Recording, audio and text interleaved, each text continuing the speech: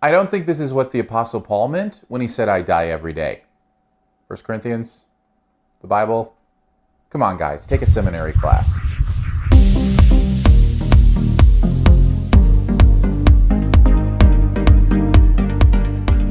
Sorry, I just trying to wrap my brain around this. How's that going for you? The way I see it is you have unlimited amount of lives, so you have unlimited opportunities to solve your own murder. So I'm just supposed to keep dying until I figure out who my killer is? That's your genius plan. Do you have a better idea? Happy Death Day! It's about a college student who experiences her birthday by having it continue over and over and over again, every time ending with her own gruesome death. It's Groundhog Day meets a horror film. How does it succeed at doing both? Well, let's take a look with 5 things you might want to know about Happy Death Day. This is one of my favorite kind of experiences. When a movie is enjoyable even though it has no right to be. I had a really good time with Happy Death Day. Let's start with the first reason. I think the performances here are really good. The lead actress, I think her name is Jessica Roth. That's how I'm going to pronounce it. It's R-O-T-H-E.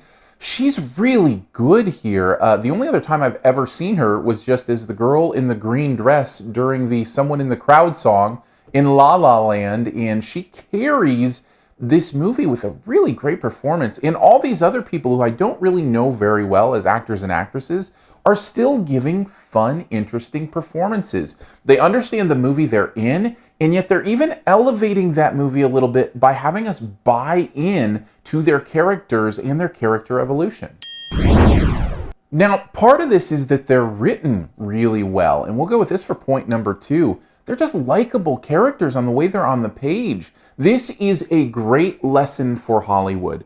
If you put characters on the screen who we have a good time hanging out with, we're going to enjoy the process. Now, that's not to say that this main character is likable the entire movie. In fact, part of the point of the movie is that she's very unlikable to begin with. Yet, even when she's unlikable, you're enjoying spending time with her on this discovery, on this journey. To create these characters who you want to spend time with makes a movie that goes by faster, is more interesting, and just flat out more fun.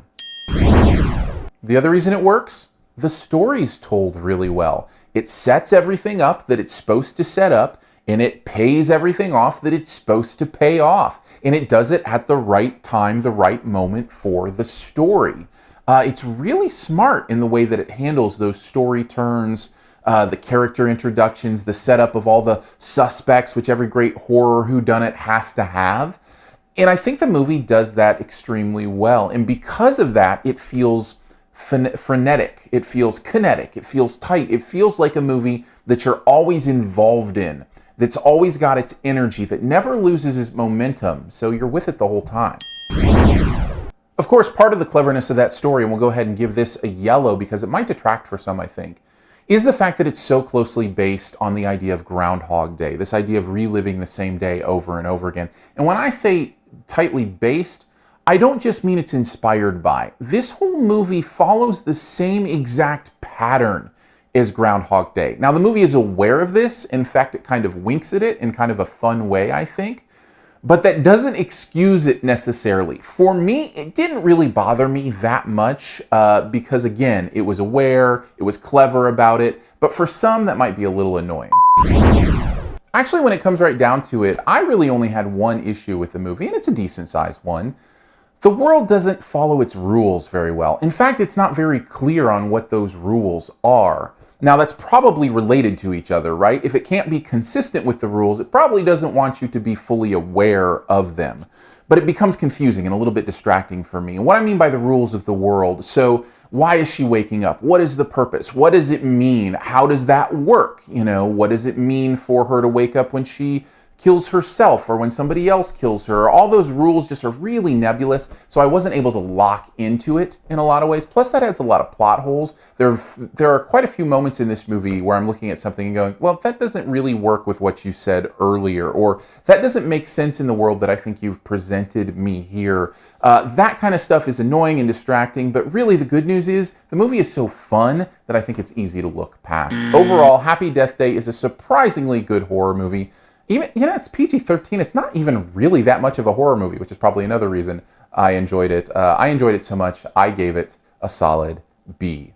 Thanks for checking out this Your Movie Friend review. We'll get to the Best Ever Challenge here in a bit. Before we do, let's connect further. Hit me up on Twitter, Aaron Dicer, AARONDICER. If you want to connect there, give a follow. We can have some conversations there. Also listen to the podcast, SiftPop, SiftPop. We talk about a different movie every week, kind of pop culture, sometimes interviews. Actually got a chance this week to interview the guy that wrote the graphic novel that Atomic Blonde was based on. Great conversation about adaptation. Anyways, the podcast is SiftPop if you want to check that out. Whatever podcast player you use should be there. Feel free to subscribe, comment, all that fun stuff here on YouTube. Would love to have you here as well. And if you want to support, patreon.com/yourmoviefriend. Thank you so much for doing that. A lot of activity there right now because of something that happened on Twitter between myself and CinemaSins. Apparently, if there are 30 new Patreon supporters of Your Movie Friend by the end of this weekend, so you've really just got like, what, 1 day left to do it, I'm going to not only review the My Little Pony movie, but sing the My Little Pony theme song in a My Little Pony costume. Yeah, that happened.